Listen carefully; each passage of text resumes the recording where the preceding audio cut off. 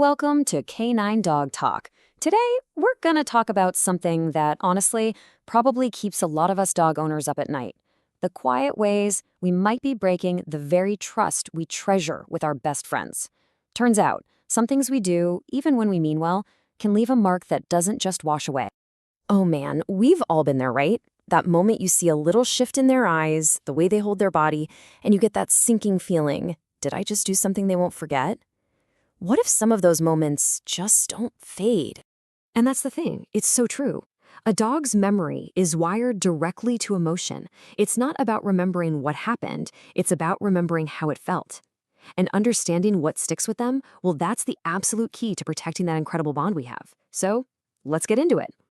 All right, so we're going to do a countdown. We're going to look at 7 really common behaviors that can quietly chip away at your relationship. But more importantly, we'll talk about how to flip the script and build an even stronger connection instead. Kicking things off at number 7 is something that most of us, and I mean most of us, do every single day without even thinking about it. Petting our dog right on top of the head. You know, it feels like the most natural way to show love, but if you could see it from their perspective, it's a whole different story. So check this out. This is where it gets really fascinating. That hand swooping down from above, in dog language, that can feel really intimidating, almost like a threat.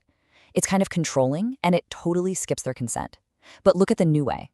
You come in from the side, offer a gentle scratch on the chest or under the chin.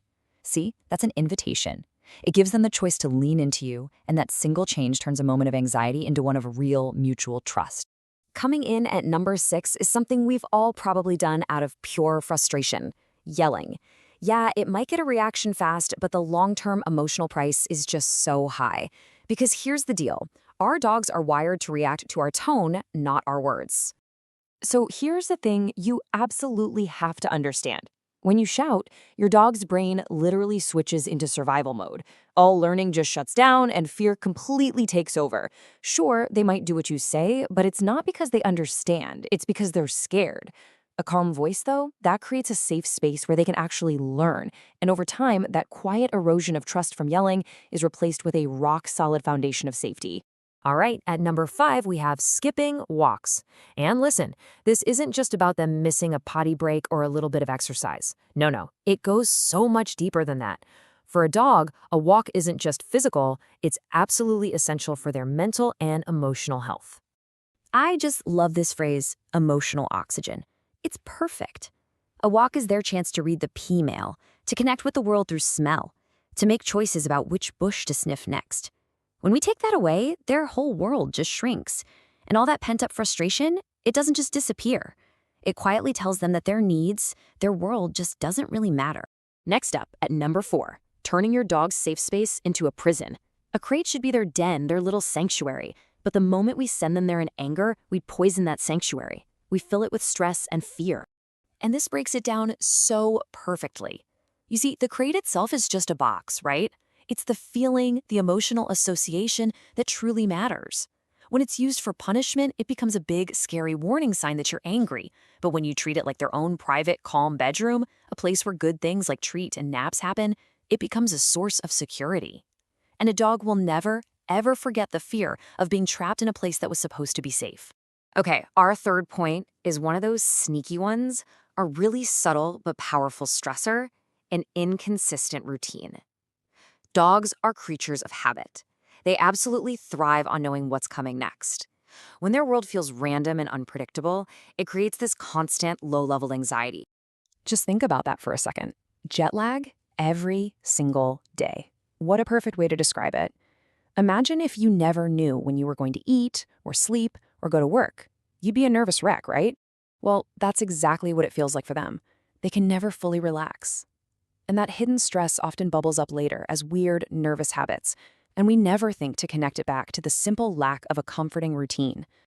All right, we are down to number 2. And this one is about the small, quiet moments that really define a relationship. It's about ignoring your dog. And I'm not talking about needing to give them attention 24/7. It's about what happens when they reach out for connection and get nothing back. So when your dog brings you a toy or nudges your hand and there's just nothing, they learn.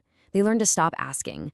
And what's so heartbreaking is that ignored dogs don't usually get angry or destructive. They get distant. They just quietly fade into the background. And that emotional gap is one of the hardest things to fix. All it takes are those little moments, a quick look, a soft touch, a kind word, just to let them know, hey, I see you. And here we are, the number one thing a dog never forgets. And honestly, it's the one most of us just don't see coming. It's the belief that our love should be enough, that just loving them is all the motivation they need. The truth is, it's not. So this is the absolute key, right here. Rewards aren't about spoiling your dog. They are about communication. A treat, some excited praise, throwing their favorite toy.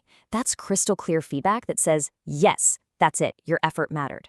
When good behavior just gets ignored over and over, your dog eventually stops trying. And they're not being stubborn. They've just learned that putting in the effort doesn't pay off. So after going through all of those pitfalls, it can feel a little heavy, I know. But the goal here isn't to make you feel guilty, it's to make things better. So what's the big takeaway? What's our path forward to building that truly unbreakable bond we all want? Well, it actually comes down to a really simple but powerful formula. It all boils down to these three things: patience for when they're still learning and don't get it right, consistency to make their world feel safe and predictable, and presence. Being truly there with them in those small moments of connection. These are the absolute pillars of trust. And this quote, it just says it all, doesn't it? At the end of the day, our dogs might forgive a single mistake, but they never, ever forget the feeling we leave them with.